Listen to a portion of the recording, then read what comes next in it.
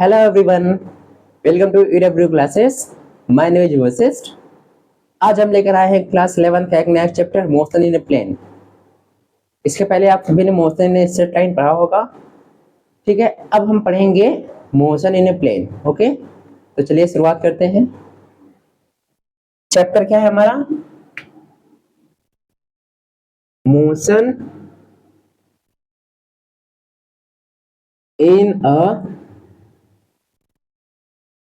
Plane. Motion in a plane. अब इसके पहले हम सभी ने पढ़ा था motion in a straight line.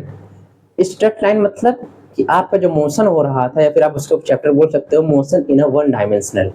मतलब आपका जो मोशन है, कोई बॉडी है या फिर कोई ऑब्जेक्ट है जो मूव कर रही है, वो स्ट्रेट लाइन में मूव कर रही है। कैसे? स्ट्रेट लाइन मतलब सीधे मूव कर रही है। इसका मतलब कि वो एक्सिस पे मूव कर रही है। क्या मूव कर रही है? एक्सिस पे, सिंगल एक्सिस पे मूव कर रही है। समझ रहे हैं?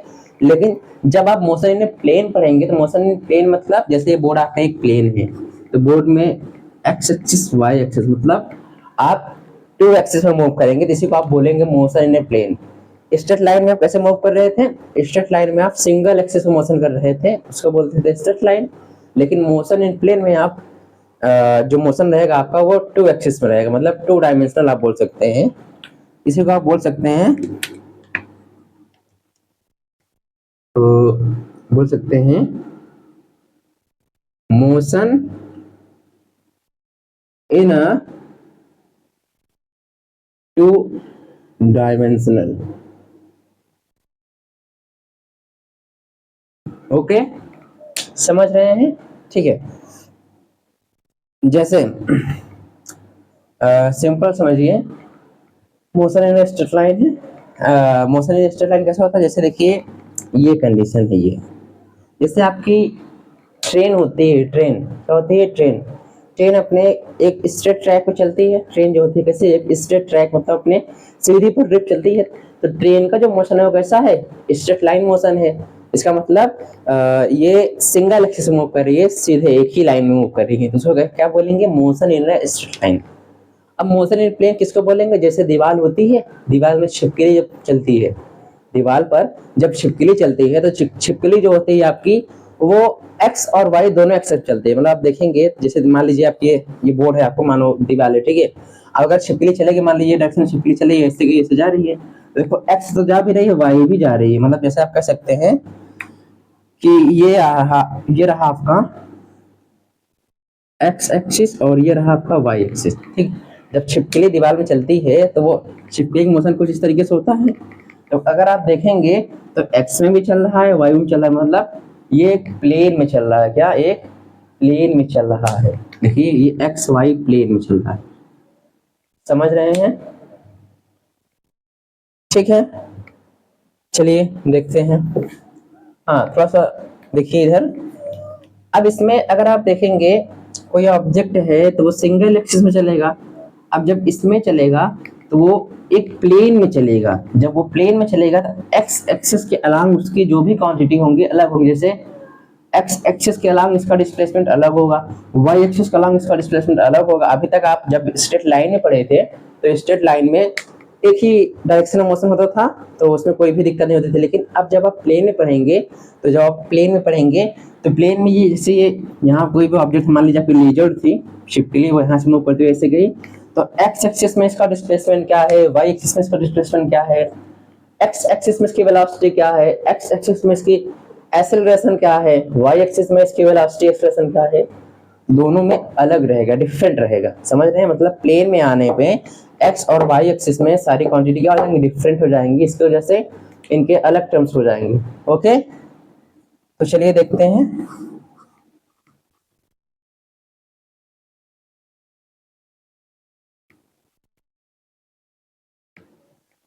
ठीक है, चलिए आपको डिफाइन करते हैं। जैसे देखिए, तो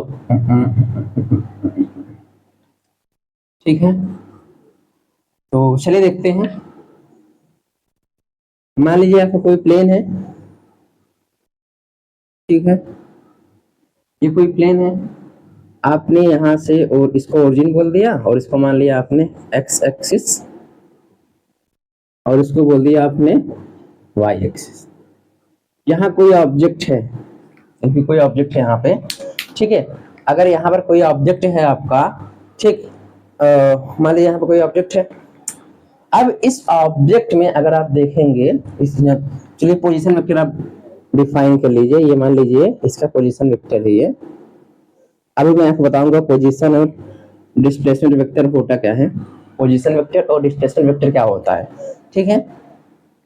अब देखिए जैसे इस तरीके से है, ये कोई प्लेन में एक ऑब्जेक्ट हो गया है पॉइंट पी पर, मतलब ऑब्जेक्ट नाम क्या है, पी है, ठीक है। तो इस कंडीशन में इस ऑब्जेक्ट का जो डिस्प्लेसमेंट होगा, समझ रहे, एक्स एक्सिस के अलावा अलग होगा, उसको आप मान लीजिए एस एक्स हो जाएगा, वेलोसिटी अलग होगा, एक्सीलरेशन अलग होगा। उसी तरीके से वाई एक्सिस का अलावा डिस्प्लेसमेंट एस वाई हो जाएगा, वेलोसिटी वी वाई हो जाएगा, एक्सीलरेशन ए वाई हो जाएगा। समझ रहे हैं।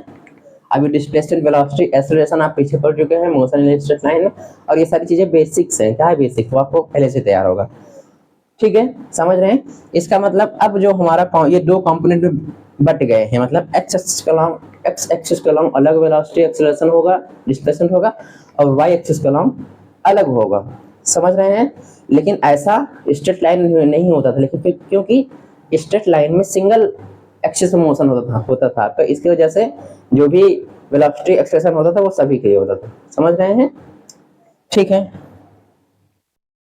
चलिए देखते हैं। अब देखिए मोशन इन प्लेन में, मोशन इन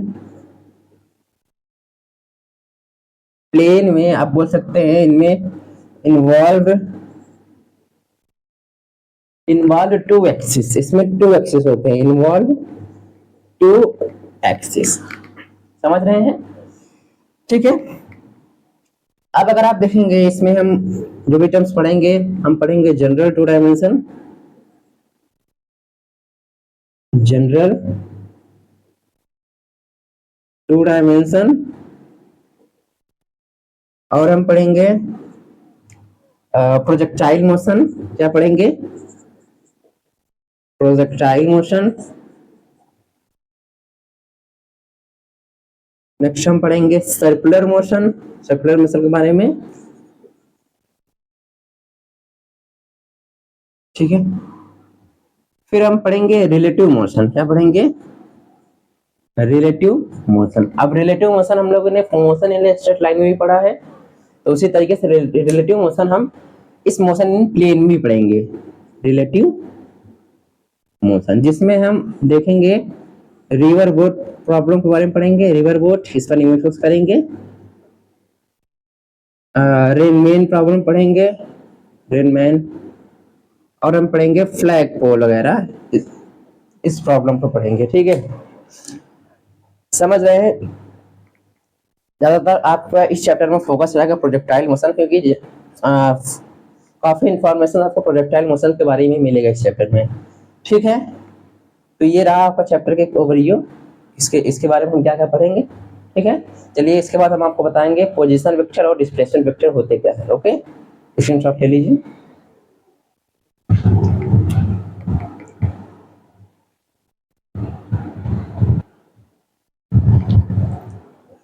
तो चलिए अब आपको बताते हैं पोजीशन एंड डिस्प्लेसमेंट वेक्टर, ठीक है। पोजीशन और डिस्प्लेसमेंट वेक्टर होता क्या है, हेडिंग लगा लीजिए।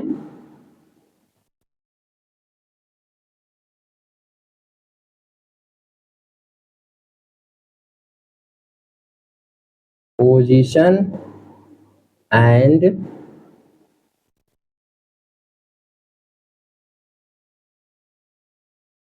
Displacement vector, okay. देखिए पहले हम बेसिक्स के बारे में कवर कर लेंगे, फिर हम एडवांस लेवल में चलेंगे, ठीक है।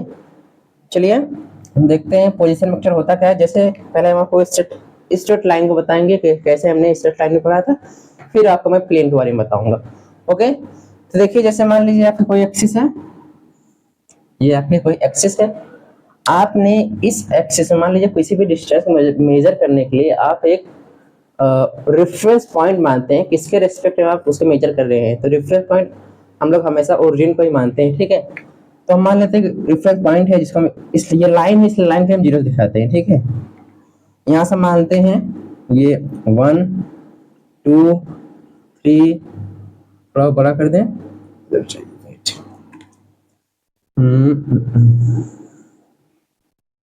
ठीक है, 1 2 3 4 5। ठीक है, अब इधर इस तरीके इधर रहेगा, -1 ऐसे -2 होता चला जाएगा। अब मान लेते हैं यहाँ पर हमारा कोई ऑब्जेक्ट है। ठीक है, तो यहाँ पर हमारा कोई ऑब्जेक्ट है, ये इसकी इनिशियल पोजीशन है। क्या है इसकी? ये इसकी इनिशियल पोजीशन है, और ये रहा हमारा इसी ऑब्जेक्ट की फाइनल पोजीशन है। मतलब ये ऑब्जेक्ट यहाँ से मूव करते हुए यहाँ पर गया, तो ये इससे क्या हो गई? फाइनल पोजीशन हो गई है। ठीक है, ये क्या है? इसकी फाइनल पोजीशन। समझ रहे हैं? और इस पॉइंट को हम बोलते हैं रेफरेंस पॉइंट। क्या बोलते हैं? Reference point. ठीक है, तो हमको स्ट्रेट लाइन में था, स्ट्रेट लाइन में डायरेक्शन की कोई बात होती नहीं थी, तो इसमें हमको पोजीशन बताना है। हम लिख सकते हैं, इसको मान लेते हैं हम x1 और इसको मान लेते हैं x2। ठीक है, तो यहां आप लिख सकते हैं इनिशियल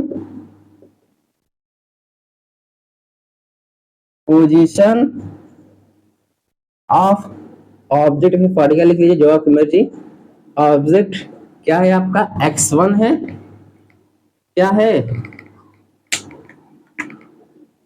x1, और फाइनल पोजीशन ऑफ ऑब्जेक्ट कितना है आपका? x2 है। ठीक है, तो आपने ये मोशन स्ट्रेट लाइन के लिए बता रहा हूँ, प्लेन के लिए नहीं बता रहा हूँ। प्लेन के लिए हम आपको साइड में बताएंगे भी। ठीक है, अभी मैं पहले आपको मोशन स्ट्रेट लाइन बता दूं, फिर आपको इसी तरीके से मोशन प्लेन का बताऊंगा, पोजीशन और डिस्प्लेसमेंट वेक्टर। ठीक है, तो ये किसके लिए है आपका?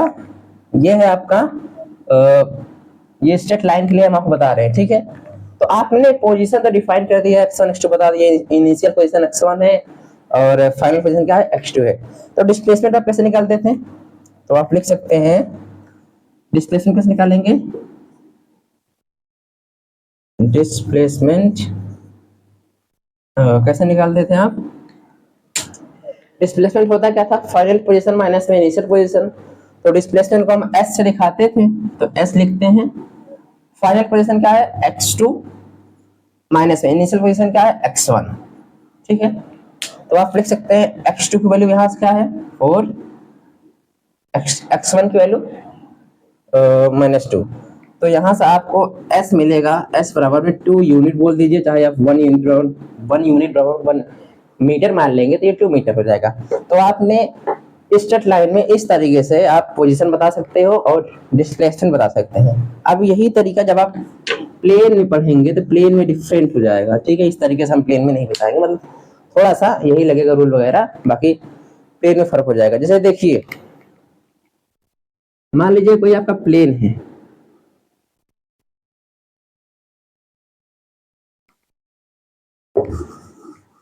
ठीक है, ये कोई आपका प्लेन है।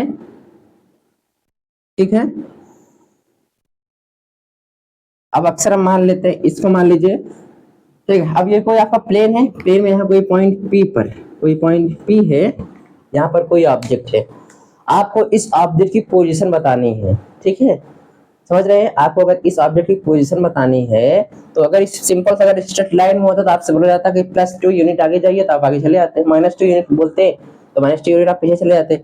लेकिन अगर जैसे मैं आपको बोल दूं, मान लेते हैं हम इसको, ये हमारा रेफरेंस पॉइंट O है, ओरिजिन को हम रेफरेंस पॉइंट मान लेते हैं, और इसको हम मान लेते हैं एक्स एक्सिस। क्या मान लेते हैं? ये हमारा एक्स एक्सिस है और ये हमारा वाई एक्सिस है। ठीक है, अगर हम आपसे कह दिया कि पॉइंट P पर आप इसकी पोजीशन बताइए, तो आपसे कोई बोल दिया, मान लीजिए यहाँ से यहाँ तक इसकी डिस्टेंस क्या है? 2 मीटर है, कभी 2 यूनिट है, जो भी आप समझिए। ठीक है, आपसे बोल दिया कि 2 यूनिट पर आपका पॉइंट P है, तो आप कहाँ जाओगे? 2 यूनिट टू यूनिट यहाँ भी हो सकता है, यहाँ भी हो सकता है, यहाँ भी हो सकता है, मतलब इसके रेडियस टू यूनिट अलग चारों तरफ हो सकता है। तो मतलब अगर आप प्लेन बताएंगे, अगर उसने सिंगल कोऑर्डिनेट बता दिया कि टू, मतलब आप टू यूनिट जाइए, आगे टू यूनिट आप कहाँ पर जाएंगे, यहाँ जाएंगे, यहाँ जाएंगे, कहाँ जाएंगे आप। इसका मतलब कि अगर आपको प्लेन में पोजीशन बतानी है किसी भी ऑब्जेक्ट का, तो प्लेन में बताने के लिए आपको टू कोऑर्डिनेट बताना पड़ेगा। अगर ये एक्स वाई प्लेन में है तो एक्स का भी कोऑर्डिनेट आप बताइए, वाई का भी कोऑर्डिनेट अगर आप बता दिए तो आप इसका पोजीशन आप बता लेंगे। समझ रहे हैं? समझ में आया कि नहीं? जैसे समझ रहे कि नहीं? मतलब एक्स एक्सिस और वाई एक्सिस के लिए हमें टू कोऑर्डिनेट की जरूरत है, एक्स और वाई दोनों के, तभी हम उसके एक्चुअल पोजीशन पे पहुंच पाएंगे। समझ रहे हैं? ठीक है, तो चलिए देखते हैं। ठीक, अब देखिए, मान लेते हैं इस P का जो कोऑर्डिनेट वो क्या है, x और y है। ठीक है, हम कह सकते हैं कि इस ओरिजिन से, ठीक है, इस ओरिजिन से इसको यहाँ तक पहुँचने में t टाइम में, समझ रहे हैं, कोई भी ऑब्जेक्ट है वो ओरिजिन के रेस्पेक्ट में t टाइम में पॉइंट P पर पहुंचा वो, ठीक है, यहाँ पर। ठीक, अगर आप देखेंगे तो ये है, अगर आप देखेंगे तो ये आपका है x एक्सिस का उसने कितना डिस्टेंस कवर किया और y एक्सिस का कितना डिस्टेंस कवर किया। तो आप देखेंगे तो यहाँ से आपको मिलेगा ये इतनी डिस्टेंस क्या है आपकी, x है, और ये इतनी डिस्टेंस क्या है आपकी, y है। समझ रहे हैं? अगर आप ड्रा कर दें तो ये रहा आपका पोजीशन वेक्टर। मान लो इसको आप दिखा दो r1 से, r1 वेक्टर से। ठीक है, अब इस ऑब्जेक्ट को यहाँ से यहाँ तक जाने में टाइम t लग रहा है। ठीक है, समझ रहे हैं? अभी मैं सिर्फ आपको प्लेन में बता रहा हूँ, बाद में आपने दिखाऊंगा पोजीशन वेक्टर कैसा होता है, डिस्प्लेसमेंट वेक्टर कैसा होता है। ठीक है, समझ रहे हैं? हम मान लेते हैं अब ये प्लेन में है। ठीक, अब प्लेन में ये ऑब्जेक्ट यहाँ से मूव करते हुए, इस तरीके से मूव करते हुए यहाँ पर चला आया इसी पॉइंट के ऊपर।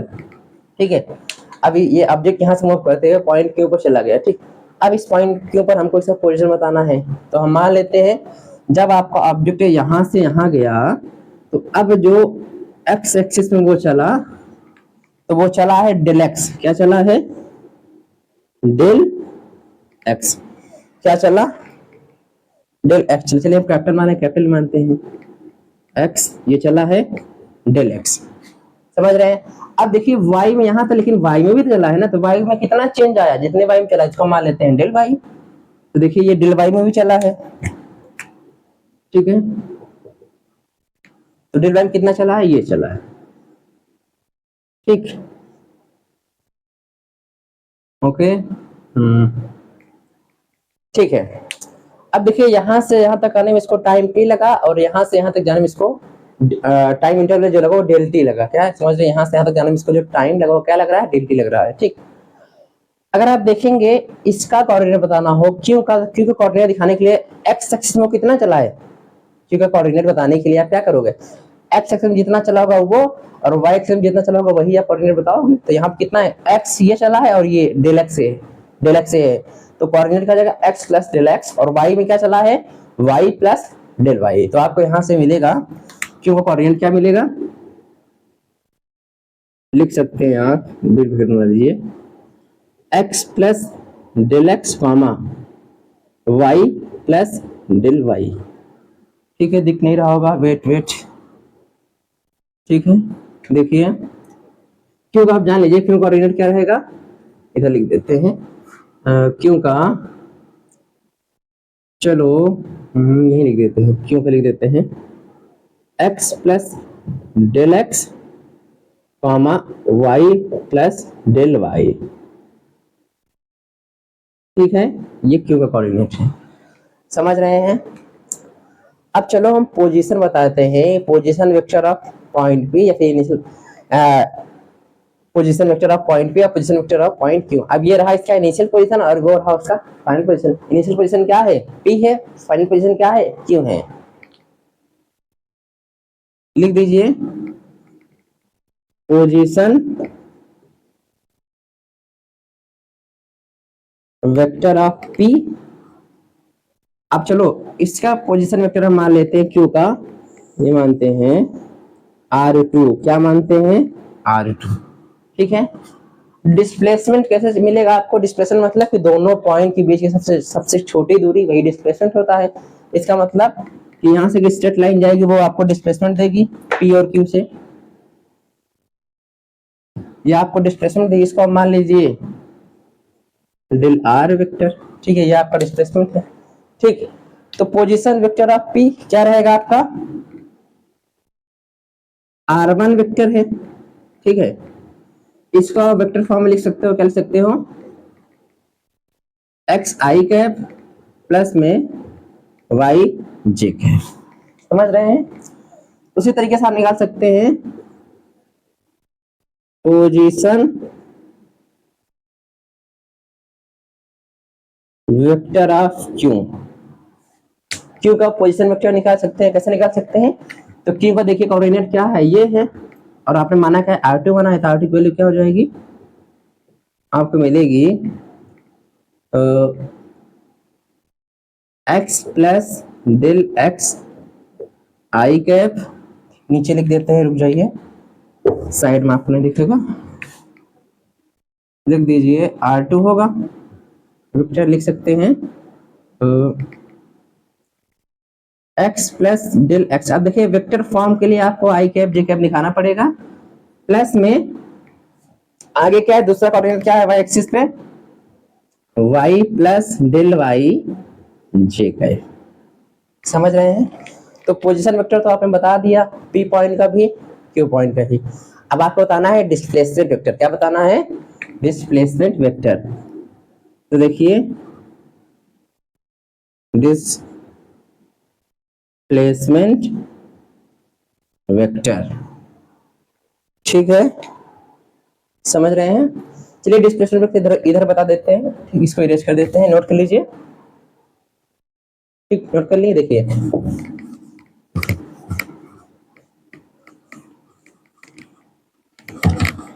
अब देखिए डिस्प्लेसमेंट वेक्टर क्या होगा। डिस्प्लेसमेंट वेक्टर मतलब क्या है आपका? डिस्प्लेसमेंट वेक्टर डेल आर है, ठीक है। डिस्प्लेसमेंट वेक्टर क्या है आपका? डेल आर वेक्टर बराबर होगा क्या आपका? डिस्प्लेसमेंट क्या कहता है? Final minus initial, final position minus initial position. Final position क्या है आपका? R2 माइनस R1, तो यहाँ लिख सकते हैं R2 माइनस में R1, ठीक है। अब देखिए R2 में आप क्या निकाले हैं? ये निकाले हैं, क्या निकाले हैं? Del X, sorry X plus del X I cap plus में Y plus del Y J cap, ठीक है, ये हो गया। फिर माइनस लगाइए, माइनस जो लगा है, R1 क्या है आपका? एक्स आई कैप प्लस में वाई जे कैप, समझ रहे हैं? अब जब आप आई से आप अंदर मल्टीप्लाई कर दोगे तो ये एक्स आई हो जाएगा, ये डेल एक्स आई हो जाएगा। इसको आप सॉल्व करेंगे तो आपको मिलेगा, यहाँ से आपको मिलेगा डेल आर वेक्टर बराबर में del X I cap plus del Y J cap. ये रहा आपका डिस्प्लेसमेंट वेक्टर, समझ रहे हैं? ठीक है, समझ में आया? ये होता है आपका डिस्प्लेसमेंट वेक्टर। पोजीशन वेक्टर हमने बता दिया, ठीक है। पी क्यू का पोजीशन वेक्टर हमने बता दिया प्लेन के लिए। अब प्लेन में और स्ट्रेट लाइन में क्या डिफरेंस है वो आपने देख लिया, ठीक है। अब कितना आसान था प्लेन स्ट्रेट लाइन, अब कैसा था आपका प्लेन वो आपने देखा, ठीक है। ओके, स्क्रीनशॉट ले लीजिए।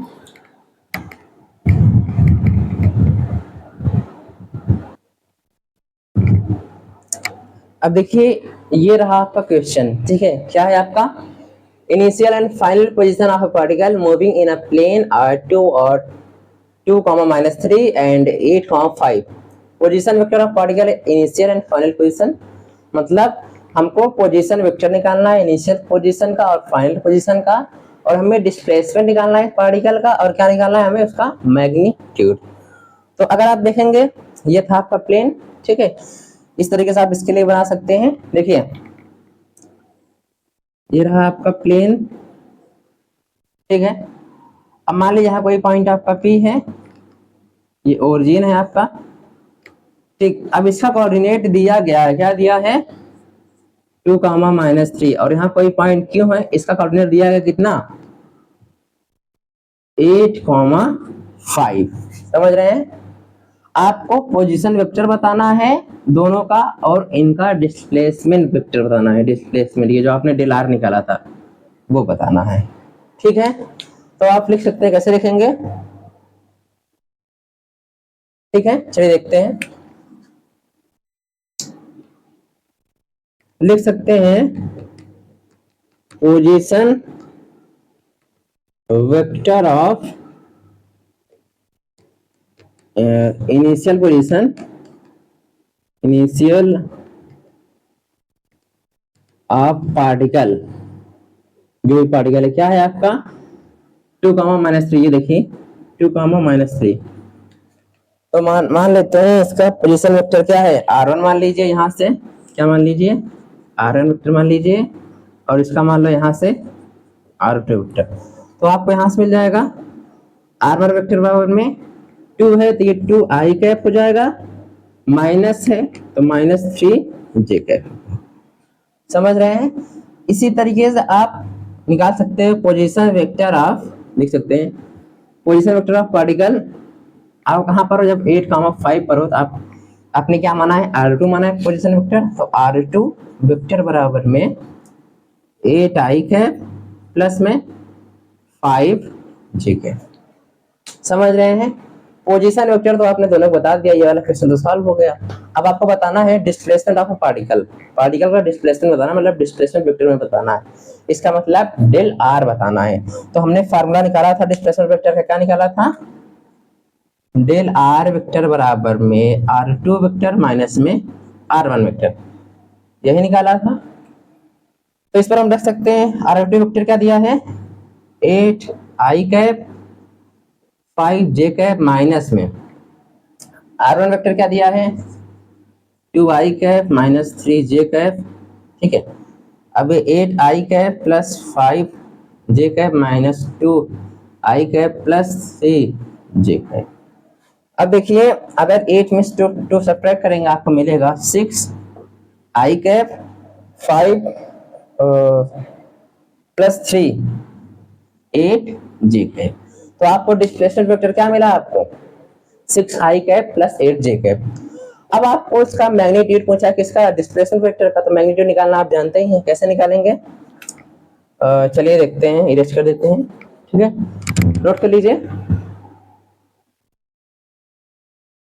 ओके, नोट कर लिए। चलिए, अब हमको बताना है, क्या बताना है,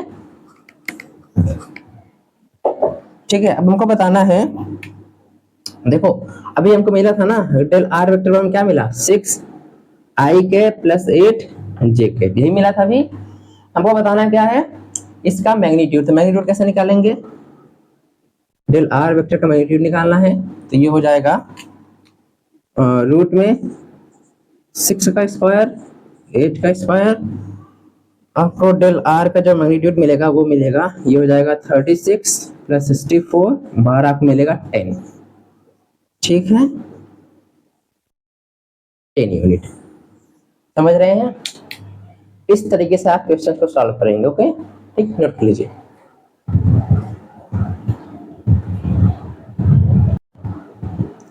ठीक है, तो आपने पोजीशन और डिस्प्लेसमेंट वेक्टर आपने जान लिया। ठीक है, अब देखिए मोशन इन प्लेन जो आपका था, इसमें आपका y एक्सिस के लिए अलग कंडीशंस थी और x एक्सिस के लिए अलग कंडीशन है। ठीक है,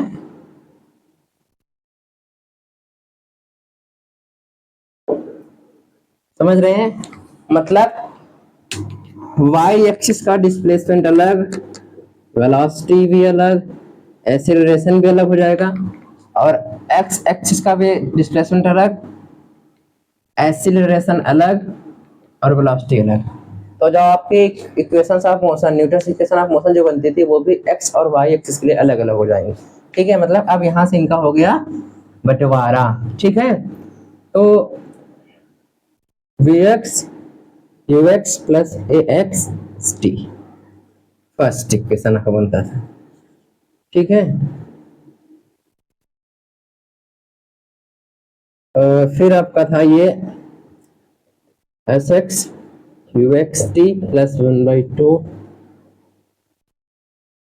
ठीक है। फिर थर्ड आपका था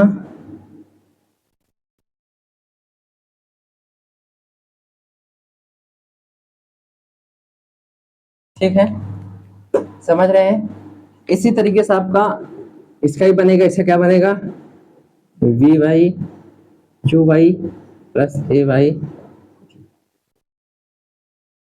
एस वाई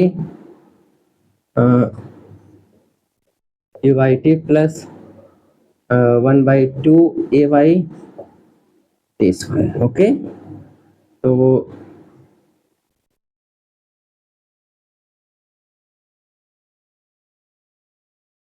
समझ रहे हैं।